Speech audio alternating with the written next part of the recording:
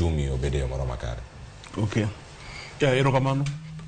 Koro wach hola ni yenza moro siasa donjo ga. To adier ma kende ni kata king'iyo budget kaka osekete cha. Already government sirkal wacho nango. Gidwaro tiyo gi pesa makama. To pesa magidhi choko rom kama tin. Koro tiere deficit. Ma chakra from the time of the budget.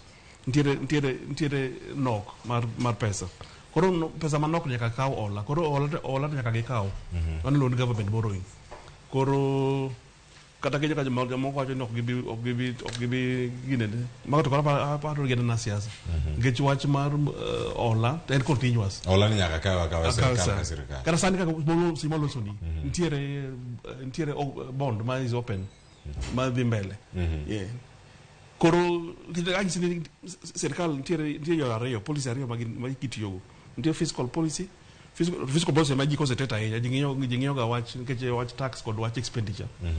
But ntiere kod ka borrowing kone.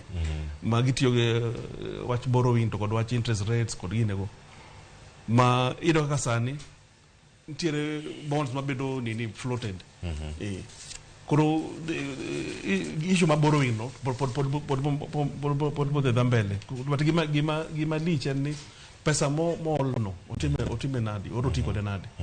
Kichene dware ga ni ka pesa wolo pesa to ber ka itiyo kode e development expenditure as opposed to tiyo kode recurrent. Kichene tiyo kode recurrent to pesa no tiyo kode to rumo kamano.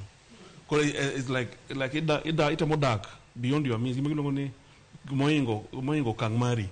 Enaka kaka kikaw kata nang unit mangata chiel.